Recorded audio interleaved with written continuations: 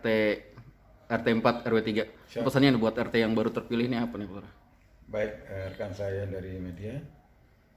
Pada saat prosesi pemilihan, saya mengatur agenda dan saya jadwalkan untuk bisa hadir dalam rangka proses pemilihan ketua RT ya. Nah, di saat proses pemilihan ketua RT ada beberapa yang saya sampaikan. Kita bekerja di masyarakat, nanti kinerja kita itu tidak hanya diukur oleh masyarakat, tapi ada parameter lain yang oleh pemerintah dilihat dalam tata naskah pengembangan dari yang infrastrukturnya ya, terdiri dari jalan lingkungan, drainase, terus termasuk juga pengembangan warga yang tidak memiliki rumah yang layak huni. Ada sebuah program yang namanya ada Rutilahu dan RTLH ya, rumah tidak layak huni itu tata naskahnya harus bisa memahami alur itu. Kemudian dari sisi lain yang non fisik, nah harus dikedepankan untuk kegiatan-kegiatan yang sifatnya memahami konsep untuk pelatihan-pelatihan mengembangkan potensi dari anak muda Karang Taruna yang berpotensi nanti mereka menjadi wirausahawan baru WUB.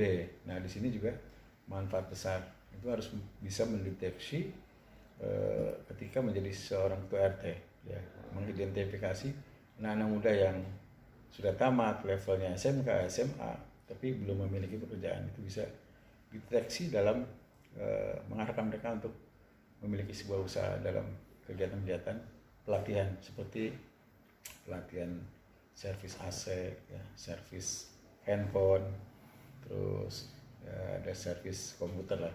Nah tata naskah lain di dalam pelatihan ini bagi yang kaum wanita itu bisa mengikuti kegiatan yang namanya pengembangan atau produk olahan makanan dari kearifan lokal yang ada di wilayah ya. Kalau di kita Depok kan terkenal dengan bimbingan, tapi dalam wilayah mungkin berbeda. Kita mungkin seperti keripik pisang, keripik lainnya seperti keripik ada ubi, juga ada keripik-keripik yang diciptakan di situ. Nah untuk persyaratan di ketua RT sudah sangat bagus dipenuhi, apalagi jiwa muda yang muncul, karena saat ini program tidak hanya dilihat dari dua sisi tadi, baik secara fisik dan non fisik atau yang sifatnya sosial ekonomi budaya, tapi harus bisa mendeteksi karena sudah zamannya IT ini sekarang. Jadi harus kecepatan dan ketepatan untuk mendeteksi kebutuhan apa yang ada di warga masyarakat. Saya pikir itu untuk program-program difahami oleh pengurus RT tempatnya. Pak Lurah, nanti Ya. konkret ke depannya kerjasama RT dan kelurahan untuk meningkatkan UMKM dan para pemuda itu gimana, Pak Lurah? Siap.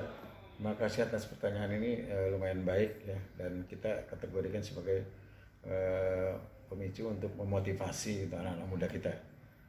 Pertama kita lihat potensi yang ada di lingkungan di RT ya, sebagai satuan terkecil dari sebuah kewilayahan. Kita lihat itu anak-anak muda berpotensi apa, dan kita bikin pemetaan.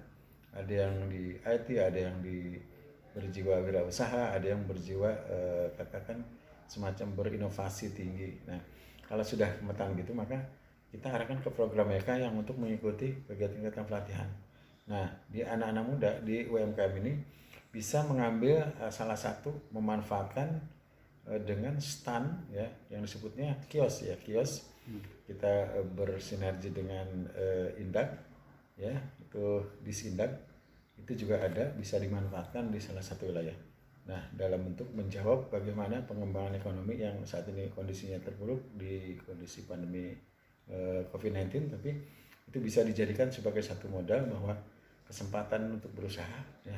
Misalkan dalam satu titik di lokus RT itu ada tempat masjid ya yang bisa berkomunikasi dengan jamaah lalu lintas, membutuhkan beberapa bahan ya yang bisa dikonsumsi dalam kegiatan UMKM, itu bisa dijadikan lokus untuk penempatan dari sisi kios, dan itu bisa dikelola oleh anak muda remaja, kita sebut saja sebagai remaja masjid. Hal lain mungkin kalau ada sarana di situ seperti lalu lintas kegiatan olahraga yang tertata gitu ya. Itu bisa juga ditempatkan untuk kios-kios itu yang dihandle oleh anak-anak muda kita. Seperti itu. Pak Lurah, kan kelurahan sekarang KPA, kuasa pengguna anggaran. Ya.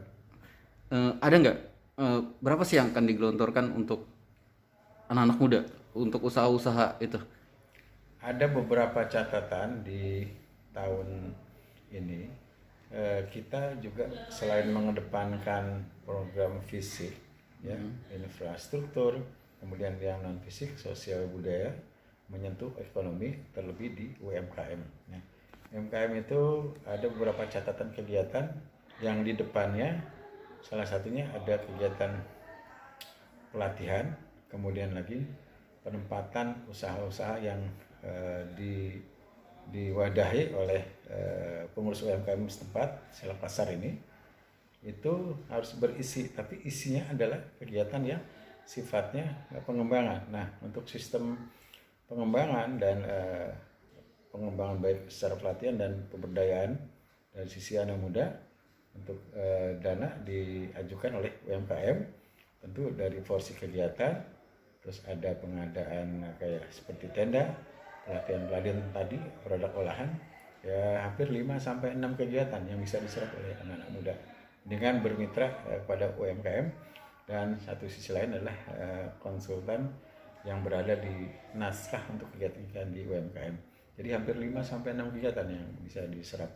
Nah, untuk kegiatan lain yang sifatnya pengembangan dalam sisi anggaran, kita juga masih menunggu koordinasi dengan pihak OPD setempat di kecamatan. Tapi kita sudah mengajukan semuanya dan ada yang sudah bisa di cover. Insya Allah di tahun ini kita akan mengundang remaja-remaja, anak muda menjadi sebagai seorang peserta yang tentu dibatasi itu. Seperti itu.